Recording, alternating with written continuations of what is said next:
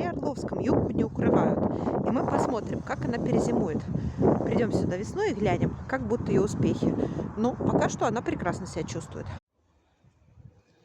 Это юбка.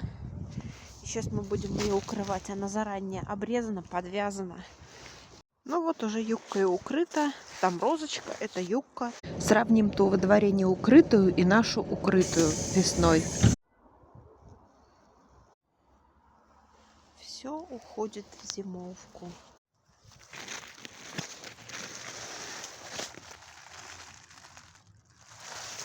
Обожаю вересковую астру. Жаль, что не очень часто я ее вижу.